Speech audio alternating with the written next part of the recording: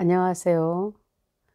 예, 우리의 모든 형편을 알고 공급하시고 채우시는 주님을 찬양합니다.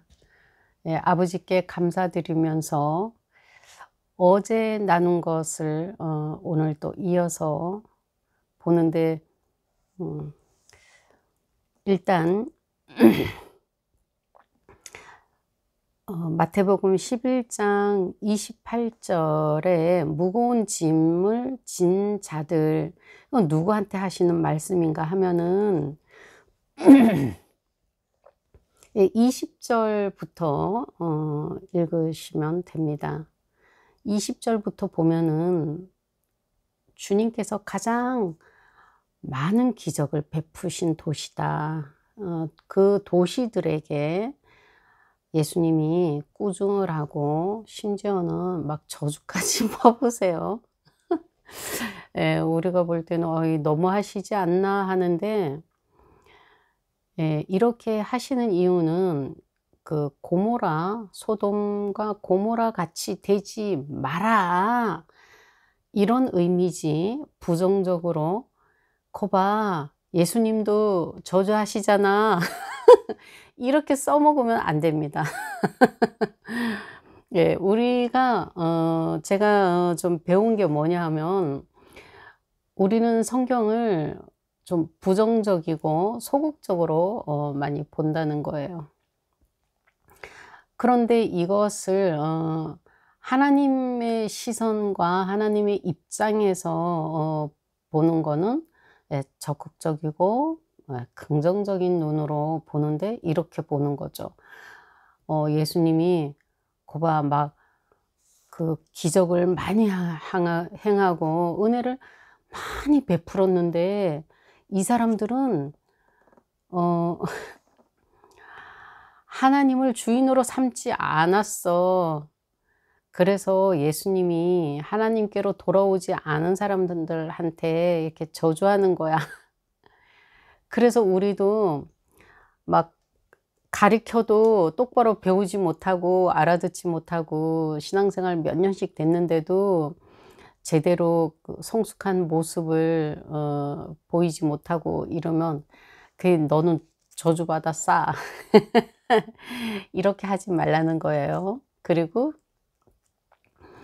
그 뭐지, 비신자들한테도 너네들 예수 안 믿었으니까 지옥 가는 게 당연하지. 그리고 너희들은 지옥이나 가라 봐라 예수님도 이렇게 저주하잖아. 예, 이러면 이제 곤란하다는 거예요. 왜냐하면 이렇게 많은 은혜를 베푸시고 많은 사랑을 받았음에도 부족하고, 이 사람들은 세상에서 돌이키지 않아요. 하나님으로 이렇게 세상으로 살던 사람이 하나님으로 돌이키라고. 이제 예수님이 오신 목적은 하나님의 백성을 불러 모으는 게 목적이에요. 예수님은 저주하시는 게 목적이 아니에요. 예수님이 오신 이유는 하나님 나라를 세우려고 하는데, 그 나라를 세우려면 백성을 불러 모아야 되잖아요. 그 하나님이 그 요셉을 왜 이집트로 보냈겠어요? 이집트가 그 시대에는 가장 큰 아주 대국이었어요. 뭐 학자들 얘기로는 그렇다 그래요. 미국, 독일, 뭐 러시아, 뭐 이 나라들, 이 웬만한 이 큰, 지금 크다고 하는 나라들 다 합쳐야 그때 이집트가 그만했다 그래요. 그 정도로 강대국이었다 그래요. 그런데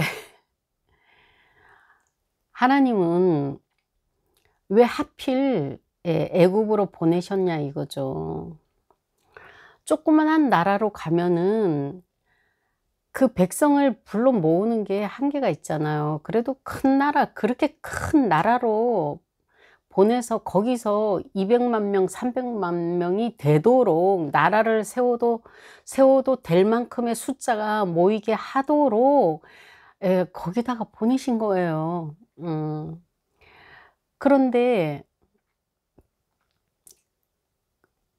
그 예, 우리가 그런 하나님의 의도를 모르면은 우리가 자꾸 비신자나 예수 믿지 않는 사람이나 저 뭐 이집트는 세상을 이렇게 비유하잖아요, 성경에서. 그러면 뭐 이집트를 우리가 저주할 필요가 없어요. 우리는 어떤 것도 저주할 필요가 없어요. 세상이든 불신자든 뭐 못났던 살인자든 뭐든 간에 우리는 하나님 말씀을 듣지 않고 하나님을 따르지 않고 하나님께로 돌이키지 않고 회개하지 않고 뭐 영광에 참여하지 않고, 물론 비신자에게는, 세상 사람들에게는 또 그럴 수 있지만, 이 예수님 안에 나는 예수님을 믿노라 하는 그런 사람들이 백날 첫날 그런 사람, 세상 사람처럼 살지라도 우리는 그들을 사실 비난할 자격이 없어요. 왜냐하면 우리도 그들과 같은 사람이었기 때문이에요. 우리도 그들과 같은 사람이었는데 우리를 먼저 꺼내 주신 거죠, 그 세상에서. 그래서 우리는 그들에게 어떤 얘기도 그런 저주를 예수님처럼 이렇게 할 수가 없는 거예요. 예수님이 이렇게 하신 것은 니네들 거기 있으면 저주받아. 그러니까 이리 나와. 내가 지금 너희를 불러서 하나님의 나라를 세우려고 온 거야. 내 목적은 그거야. 근데 너네들이 죄인이고 사악하고 사망의 종로로 타고 있기 때문에 먼저 그것을 그곳에서 우리를 꺼내 가지고 하나님의 백성으로 불러 모시기 시작하는 그 이제 테이프를 끊는 일을 이제 주님이 하셨고, 그 주님을 이어서 또 제자들이 했죠. 근데 제자들 모두가 순교를 당했어요, 요한을 제외하고는. 그리고 그 일을 또 이제 제자들에 이어서 누가 맡았냐 하면 우리가 지금 맡고 있는 거예요. 우리가 그런 사람을 구해내라고 맡고 있는데, 하나님 말씀을 제대로 안 듣고 제대로 하나님 말씀대로 살지 못한다고 우리가 저주하고, 야, 너는 그렇게 살아갖고 되겠어? 이렇게. 아유, 너는 왜 그렇게 신자가 신자답지 못하고 그 모양 그 꼴이냐. 막 이렇게 입으로 막 저주를 하고 싶죠. 그래도 어떡해요. 나도 그러는 처지에 있었던 사람이기 때문에. 그런데 먼저 하나님께 은혜와 긍휼을 입었잖아요. 그래서 우리는 그들을 긍정적으로 적극적으로 생각을 해야 그런 우리 입에서 정죄나 질책이나 저주가 나가지 않는다는 겁니다. 그 예수님이 똑같아요. 예수님이 이렇게 정말 가장 많이 자신이, 예수님 20절에 그때 예수님께서 자신이 가장 많은 기적을 베푸셨던 도시를 꾸짖어요. 도시에 있는.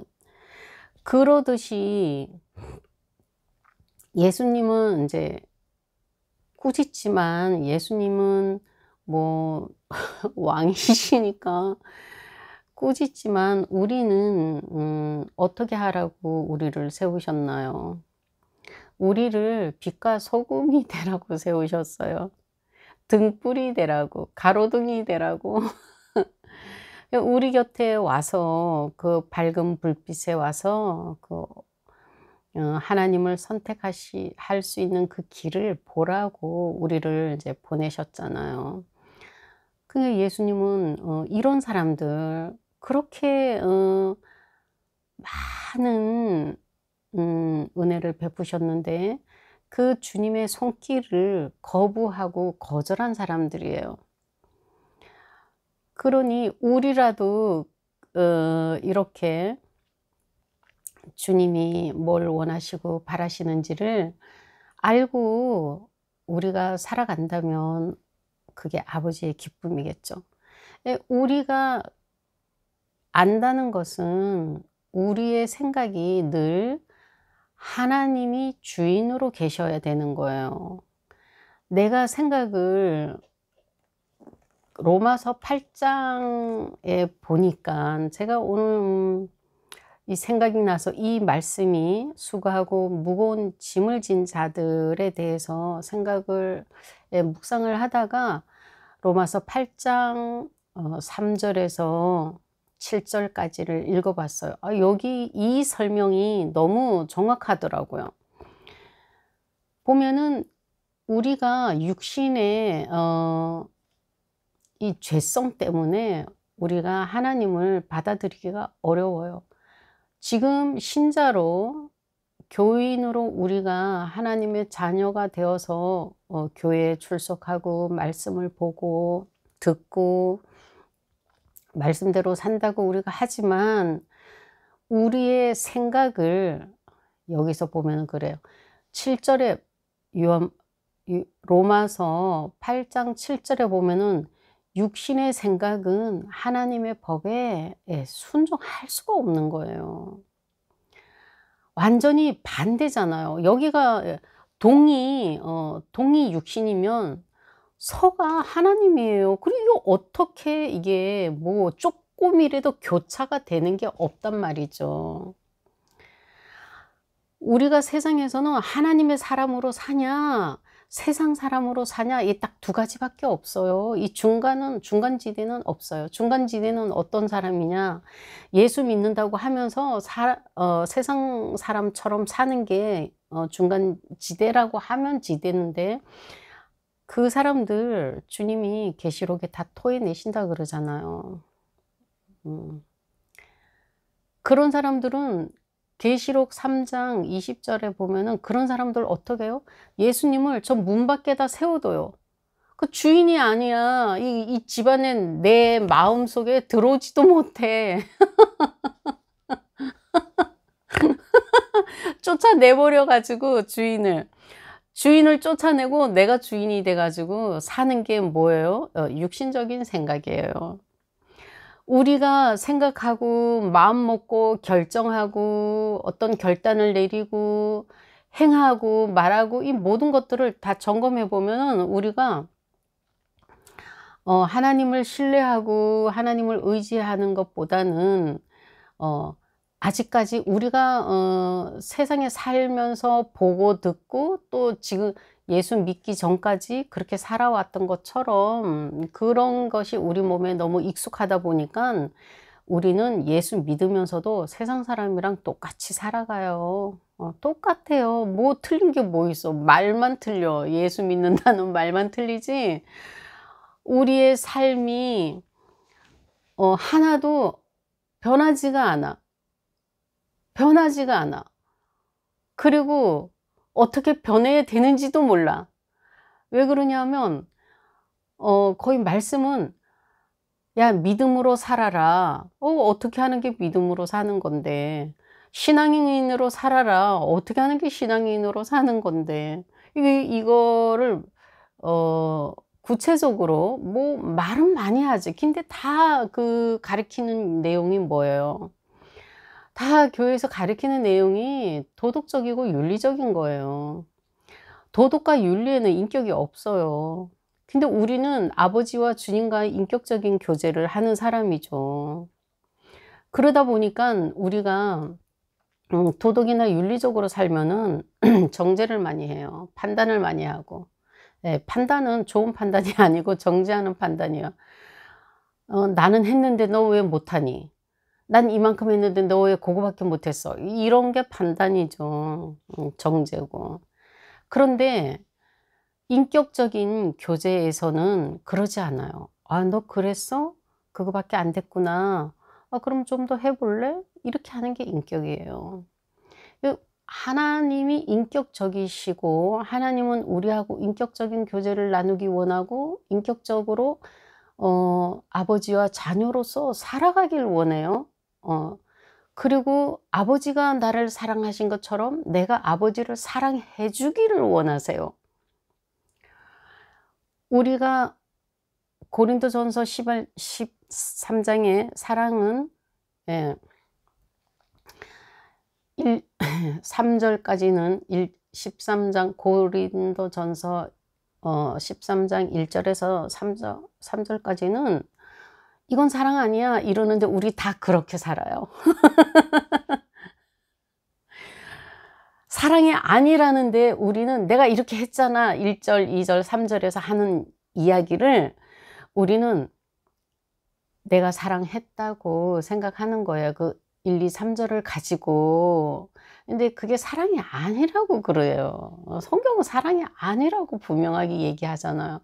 우리가 성경을 깊이 생각을 해야 되는데 그 바리새인들이 어떻게 해요?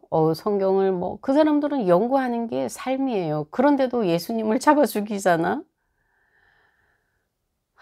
그 생각을 깊이 한다는 것은 옳은 생각을 깊이 해야 되는 거예요.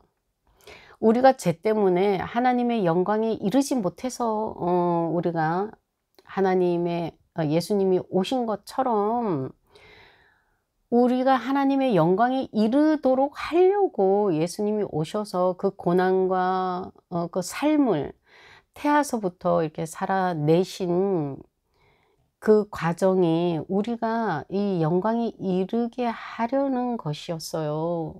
그만큼 하나님이 오셔서 이 더러운 인간의 옷을 입고 그렇게 사실 만큼 우리가 하나님의 영광으로 가는 게 쉽지가 않아요. 쉽지가 않아. 얼마나 안 쉬웠으면 하나님이 오셔서 죽겠어요. 그만큼 가는 건 쉽지가 않아요. 우리가 노력을 해야 되는 건데 우리가 뭘 알아야 노력을 하죠. 그래서 제가 오늘 아침에 이 11장이랑 로마서 8장을 이렇게 읽다가 내가 전에 어떻게 얘기를 했나 좀 이렇게 한번 또 영상을 한 개를 봤더니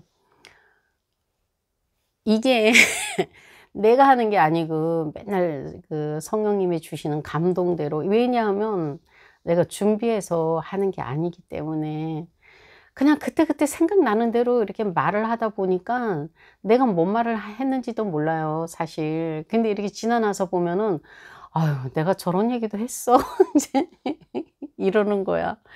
그래 보니까 너 얘기 뭐 잘했더만. 그 보시고 우리가 그것을 다시 인제 자기에 맞게 재해석을 할 때 율법적으로 하지 말라는 것은 정죄하거나 판단하거나 이런 쪽으로 하지 말고 내가 더 어떻게 해야 하나님이 이 아들을 보내서 이 죽이게까지 한 내 이 죄성에서 쪼끔이라도 하나님의 성품으로 내가 본받을 수 있을까? 닮아갈 수 있을까? 그게 어렵기 때문에 그리스도를 닮으라고 바울이 그러기도 하고 하나님을 닮는 게 사실 우리 신앙이에요. 왜냐하면 예수님이 아버지를 닮듯이 우리는 예수님을 닮는 게 이게 신앙인데 우리는 그냥 내가 하나님을 믿는다는 벼슬을 하나 더 가진 거 외에는 세상 사람이랑 다른 게 없다는 거죠. 예수님을 보내신 복음서에는 아버지가 나를 보내셨다 이런 얘기 주님이 많이 하시고, 아버지가 보내셔서 나는 그분이 기뻐하시는 일을 한다 이래요. 그럼 이게 지금은 예수님이 종으로 오셔서 지금 자신의 사역을 하고 있지만 그 종이기 때문에 아버지가 기뻐하시는 일을 하는 게 아니고, 저도 이제 하나님을 많이 배워가다 보니까 우리의 생각대로 살면 저주와 사망으로 갈 수밖에 없어요. 그래서 자꾸 내 말을 들으라 내 말을 들으라 하시는 이유를 알겠더라고요. 하나님을 사랑해라 사랑해라, 하나님을 따라라 따라라. 그리스도를 본받고 그리스도의 분량까지 자라라. 이런 이게 정말 이게 피눈물 나는 호소예요. 아버지의 호소. 애걸하시는 거예요. 애원하시고 애걸하시는 거예요. 왜냐? 자꾸 우리가 사망의 길로 가니까 예수 믿는다고 하면서도 사망의 길로 가니까 글로 가지 말고 내 품으로 오라고 애골애골 하는 거에 그게 성경이에요. 그게 창세기부터 지금까지 계시록까지의 아버지의 아버지가 우리한테 통사정하는 게 이 성경이에요. 제발 내 형상대로 만든 내 새끼들아, 제발 저 죽음으로 사망으로 저 어둠의 그늘로 가려고 그만 좀 애쓰고 내 품으로 와라.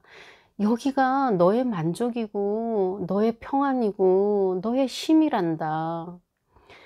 왜 자꾸 저쪽으로 무거운 짐을 지러 가냐? 왜 그쪽으로 가면 그 짐은 무겁고 힘든데 그 멍에는 그게 얼마나 고달픈 멍인지 왜 모르냐? 하나님의 이 성품과 사랑에 동참하는 게 예수님의 멍에였듯이 예수님이 지신 멍에는 아버지가 기뻐하시는 일을 하시고 아버지가 아버지 마음의 소원을 자기가 이 땅에 있으면서 행하는 게 그게 멍인 거예요. 우리도 이 땅에 있으면서 주님이 하신 걸 배워서 제자들이 한 걸 배워서 우리도 아버지가 원하는 것을 아버지가 바라는 것을 아버지가 소원하시는 것이 나의 소원이고 나의 바람이고 나의 기쁨이고 해보니까 정말 얼마나 기적도 뭐 평안은 이게 무조건 평안은 뭐 안 온 거고 이게 기초야 기초 평안은. 근데 내가 만약에 불안이나 두려움이나 걱정이나 염려가 있으면 내가 세상에 멍해를 지고 있는 거예요. 내 마음이 뭐 세상이 뒤집어진다 그래도 누가 나를 흉을 보던 억울하게 하던 괴롭게 하던 이래도 내 평안이 그곳으로 흔들리지 않는다면 내가 지금 주님의 멍에를 메고 있는 거예요. 그 주님 안에 가면 힘이 있다 그러잖아요. 그 우리가 세상에 휘둘리지 않는 게 예수를 믿는다고 해도 세상적인 사람들이 많이 공격을 하죠. 공격을 해요. 그래도 내가 휘둘리지 않으면 내가 주님의 멍에를 잘 메고 있는 증거예요. 그거에 우리는 거기서 쉬잖아요. 평안으로 우리는 기쁨을 누리고 있어요.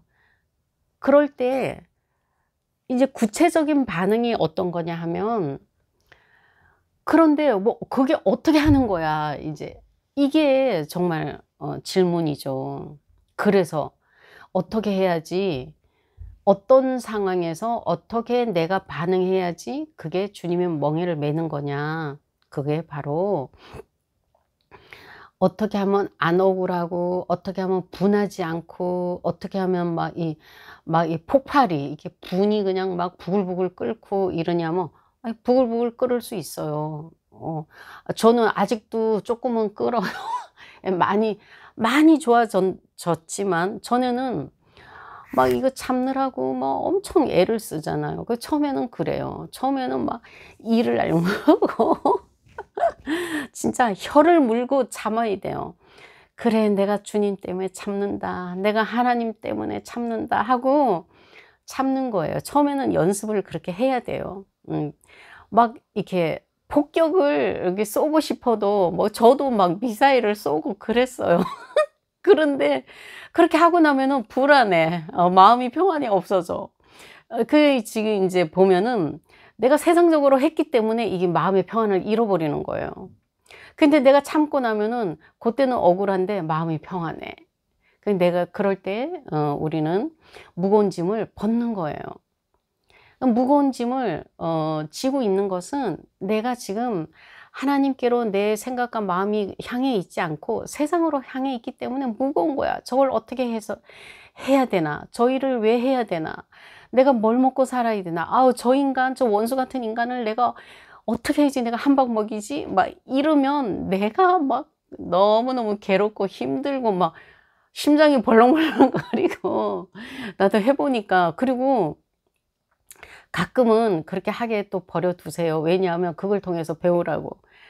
아, 나 그래서 막 이제 그 보복을 했더니 막 하려고 그러니까 심장이 벌렁벌렁벌렁 거리더라고. 그래 이제 나중에 보복을 했어. 막 뭐 이제 뭐 거창한 말로 멋진 말로 막 보복을 하고 나니까 그냥 뭐 도대체 평안이 없는 거야. 아, 그냥 주님 뭐 왜 그런가요?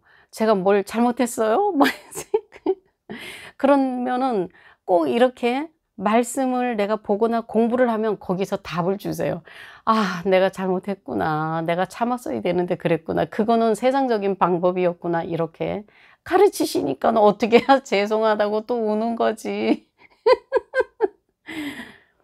이게 수도 없이 넘어져 지게 돼 있어요. 뭐 아기가 뭐 수도 없이 넘어져야 걷잖아요. 똑같아요. 우리가 하나님의 사람이 됐지만 이게 뭐 주님처럼 우뚝 서 가지고 뭐 누가 공격을 해도 끄떡없이 이렇게 막 단단하게 이렇게 바울처럼 서 있으려면 계속 맞아야 돼. 맞아야 이 맷집이 커져 가지고 인제 이렇게 막 흔들리거나 갈대처럼 휘청휘청하지 않고 예 잘 설 수 있어요. 이게 무거운 짐을 벗는 비결이고 주님께서 지라고 하시는 그리스도의 멍에가 이겁니다. 예수님의 멍에가 이거였어요.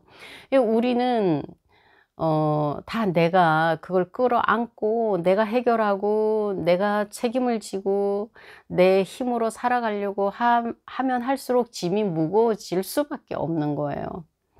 예. 이 말씀을 통해서 예, 오늘도 한 발자국이라도 그리스도 앞으로 나가는 하루가 예, 오늘 우리의 숙제라고 생각하시고 숙제하려 그러면 또 주님이 꼭 또 숙제를 그 시험을 주세요. 저는 수도 없이 겪어 봤는데 내가 '오늘은 그거 잘해야지.' 내가 이렇게 생각을 하면은 꼭 그 일을 잘하나 못하나 꼭 테스트를 할 시험을 보게 시험지를 주세요, 여러분들. 근데 그 시험을 오늘 통과 못해도 괜찮아요. 그 대신 절망하지 말고 '아, 저도 이거 못했구나. 내가 이건 못했구나. 아, 그렇게 한다고 내가 이를 악물었는데도 못했구나.' 이런 후회 수도 없이 하고 이제서는 '그랬구나.' 이렇게 할 수 있는 경지까지 왔습니다. 예. 여러분도 이렇게 한 발자국 한 발자국 주님께로 걸어가는 하루가 되시고, 그리고 우리가 만약에 혹시 오늘 넘어진다 할지라도 내가 '아, 넘어졌구나.' 이 아는 것이 승리입니다. 영광이고 그게 아버지의 기쁨이고 우리의 기쁨이 이 커다란 기쁨으로 온다는 것을 기억하시고, 어떤 상황을 만나고 어떤 오늘 하루를 아버지께서 허락하실지 모르지만 예, 만약에 넘어졌으면 '아, 내가 넘어졌구나. 잘했으면 오늘 주님이 나를 붙잡아 주셔서 잘했구나.' 이렇게 아버지께 영광을 돌리는 귀한 하루로 살아내시기를 예수님 이름으로 축복합니다. 아멘.